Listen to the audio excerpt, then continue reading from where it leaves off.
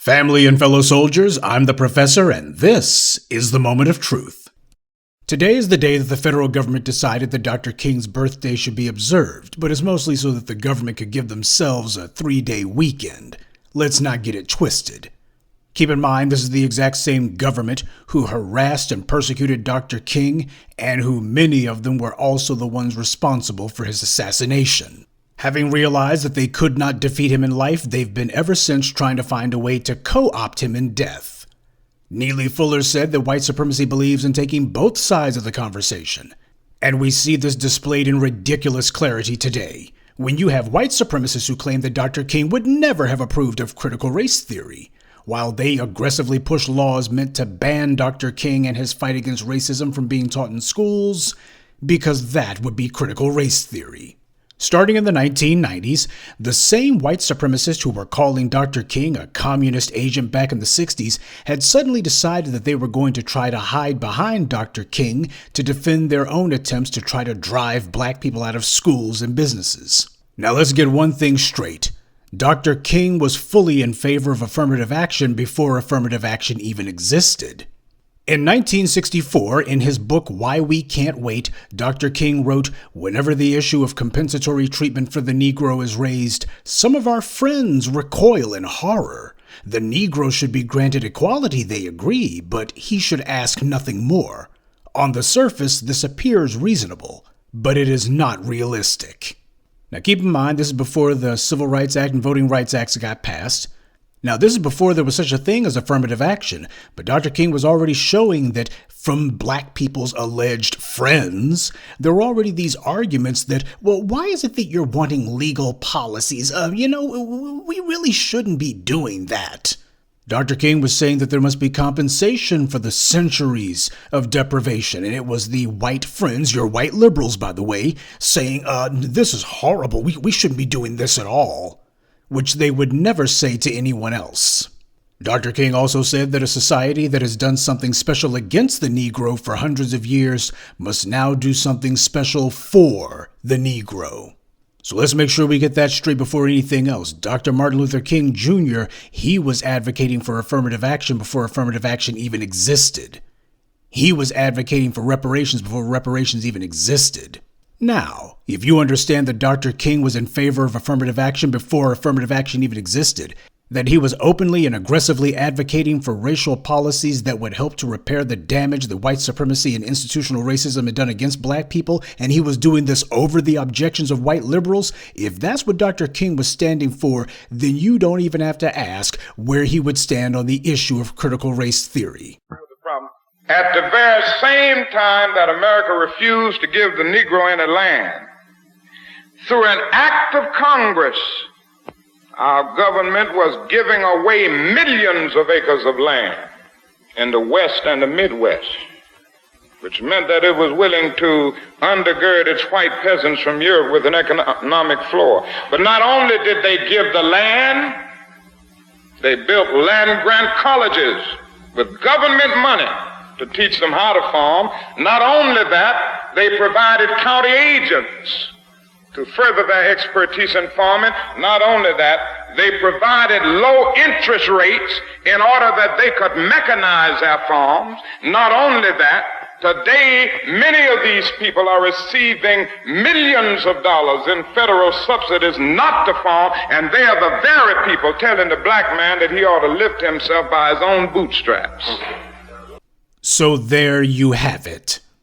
White people receive free land just for coming to the United States, and have been getting all manner of giveaways and freebies ever since. After the Second World War, white GIs, which numbered in the millions, were given a free education, rock-bottom interest on loans for new houses, and low-interest business loans, on top of the fact that society didn't attack them because of the color of their skin. The government gave them all these things. And then these same people are the first ones to tell black people that nobody ever gave me or any of my ancestors anything. We worked for everything we got. Nobody handed us anything. They say this while they own a house given to their grandfather under the GI Bill, sitting on land given to them by the Homestead Act, living off an inheritance that was only made possible by the business their grandfather started with a VA loan. But nobody ever did anything for them or their forefathers. Dr. King identified and called out all of these white supremacist policies. They were not accidental. They didn't just happen by coincidence. The government passed these laws and put tremendous financial resources behind making all of these white advantages possible. The government deliberately made it policy that white GIs would get almost free money to buy a home. They invented white enclaves all across the country. They made the suburbs out of whole cloth and then economically fortified those enclaves by making sure the white people who lived there had an education and could start businesses and got all the services of the city without having to live in the city. And then the government protected and backed up these white enclaves when they set up racial covenant agreements. And then the government went beyond that and put redlining in place to make sure that black people wouldn't be able to duplicate the white community's success. Now, all this didn't happen in 1619. It didn't happen in 1776. It didn't even happen in 1865. This took place in the last 60 years. This was from the 1940s until the 1960s, dang near into the 70s. The government did this for millions of white people. Now, what massive housing, educational, and business program did the government pass exclusively for black people?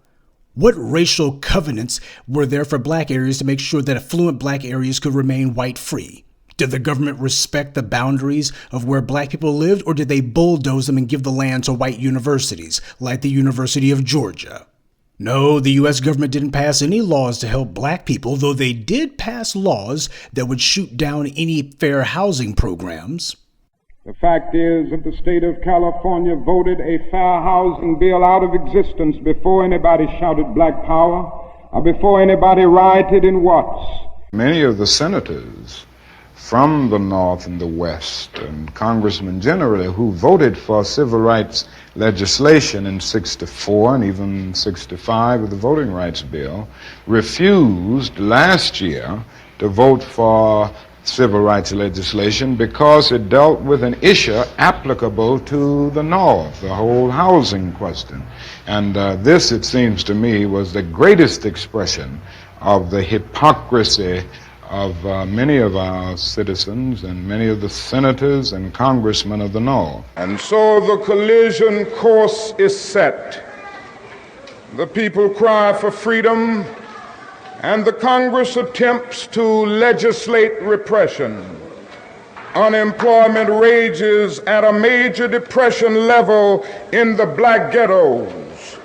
But the bipartisan response is an anti-riot bill rather than a serious poverty program. The modest proposals for model cities, rent supplement, and rat control, pitiful as they were to begin with, get caught in the maze of congressional inaction. And I submit to you tonight that a Congress that proves to be more anti-Negro than anti-rat needs to be dismissed. The racists denying the centuries of nonstop goodies, giveaways, and guarantees that were handed to those who were classified as white is ridiculous and perverse on its face. But as they see it, there's no penalty for lying about it, so it's a victimless crime, right?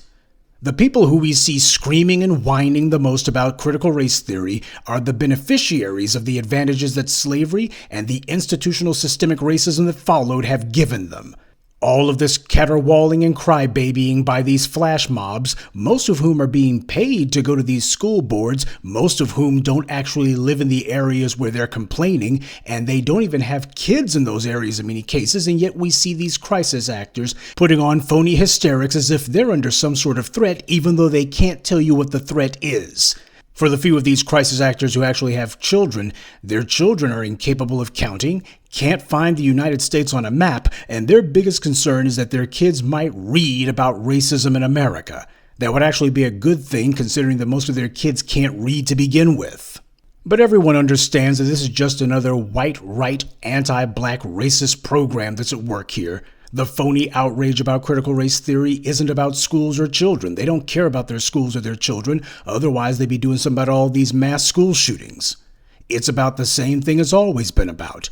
The same phony outrage and moral panic and made-up threats such as busing or welfare queens or affirmative action. They gin up a phony hysteria about something and use the hysteria they manufactured as cover for an anti-black agenda. Just like we saw with the January 6th. The plan was that you send in these white supremacist mobs to lay siege to the Capitol, then Trump declares, I need to call for martial law, and then here come the Proud Boys and 3%ers and the Oath Keepers with their assault rifles. They're going to bring order to the very chaos they created. This is about getting the white supremacists on code. It's about maintaining an artificial economic advantage. That's what this false anger is really about. The government paid to give the white supremacists an identity, that they live in the good parts of town and go to the good schools, but this identity is meant to make the white supremacists see themselves as special. But special in comparison to whom? To black people, because it was understood that the laws regarding government funding only applied to those classified as white, and that this is essential to the American identity. The idea of white exceptionalism was funded and subsidized by the federal, state, and local governments. The policy that prosperity in the U.S. is only for those classified as white, and the government's job is to maintain and reinforce this racial status quo no matter what, is the very foundation of white supremacy. Whiteness must have tangible and even psychic benefits, because if it doesn't, well, just look at what we've seen historically in Europe. People will only fight to defend a system to the extent that they feel it benefits them. Dr. King spent his life calling out the laws that were written to specifically target black people, laws written specifically to disadvantage black people, and that these laws were merely the continuation of historical systemic racism against black people. The white backlash of today is rooted in the same problem that has characterized America ever since the black man landed in chains on the shores of this nation.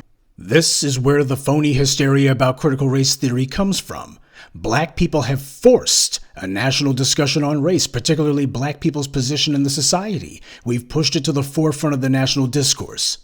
People are being forced to examine this nation's policies, and we've forced the police to go from being untouchable to indefensible. Now, when we start exerting control over the race soldiers, that's when the mouthpieces for white supremacy start getting nervous. The fear is that with black people, such as you and me, putting the focus on the economics, that we're going to begin forcing changes there too. And since the power of white supremacy lies in its economy, that's the red line in the sand that these anti-black racists must protect. They can see where this is all going if it's not stopped. They've run out of do-nothing half measures. You're not going to play any more voting rights distractions to take our eye off the money. We understand that white prosperity was legislated into existence, as was black poverty. So the push now is that the national policies will change to balance the advantages that were given to the dominant society and the disadvantages that were forced upon us. That means a Homestead Act for black people, rock-bottom interest loans for new housing, government funding for new black enclaves and business loans at next to nothing rates. Black America is lacking economically because we've been deprived economically. Whenever we set up townships, the government helps marauding gangs of white mobs to destroy them. Black people set up businesses, and local and state agencies make up false claims to shut those businesses down. It is this knowledge that they have been handed everything for hundreds of years that makes these white supremacists so mad now. Only in the U.S. can a group who has had the government legislate that only they can receive massive amounts of federal money then turn around and scream that nobody ever did anything for them. That's a guilty conscience talking. This is the knowledge that without Uncle Sam to hand them every crumb of their daily bread, a lot of them would have starved. The United States is an inherently racist country because it was founded by racists and they wrote anti-black racism into the nation's charter. And it has spent every moment of the last 245 years reinforcing and pushing white supremacy and anti-black hatred every second of every day. And yes, white society have been the direct beneficiaries of these policies, not because I say so, but because the laws and the white politicians who wrote them said so. So nobody is fooled by the 30-plus year idiotic effort to claim that Dr. King suddenly would have stood against the very things that he gave his life to bring into the world. While it is true that no one alive today owned slaves, it is also true that many of the biggest corporations today got their seed money from the slave trade. Check out my series on reparations for the lists, plural, of the companies that got rich off the slave trade, from the banks to the railroads to the universities whose endowments are now in the billions. So while it is true that there's no one alive today who physically owns slaves, it is also true that the laws and the social practices of this country have made it where the majority of its citizens benefit from the systemic racial inequality that slavery established, and they work every day to perpetuate it. From slavery to the Homestead Act to the GI Bill, we see the continual, never-ending transfer of wealth from black people's labor into the pockets of the dominant society. And we also see the continual, never-ending denial of this fact. You know, if you want to convince people that your money wasn't the result of government policy, then you really should tell the government not to leave a paper trail. So trying to turn Dr. King into an apologist for the racial wealth gap won't work, and neither will denying that the racial wealth gap exists, where it came from, or what has to be done to fix it. Because if your grandfather robs a bank and then gives you the money as a birthday present, tell me, at what point do you have the right to claim that the money should no longer be considered stolen? And if you have robbed black people of their money and stolen generations of black people's inheritances, then at what point is that no longer considered theft? These racists who are trying to cause hysteria over CRT, they understand full well that they're pushing a lie. And they're no different than their historical antecedents, who in many cases were their ancestors, who owned slaves and carried out the racial massacres. And like any common thief, they're trying to bury the crime and trying to keep anybody from talking about it. They are the beneficiaries of slavery, mass rape, theft, and genocide. Anti-black racism has given them everything, including a unifying principle that they didn't have in their home countries. They haven't got a plan B. Without anti-black racism and the system of white privilege that incentivizes it, they would have absolutely nothing to hold this entire racist enterprise together. But for all the right-wing nuts out there who think to themselves that if they can just post enough asinine comments on the internet that somehow that's going to have an impact, all you're going to do is get people to bring the receipts and continue to embarrass you. But since you seem to like it, here's some more of it. And this is a reality. Now, when we come to Washington, in this campaign, we are coming to get our check.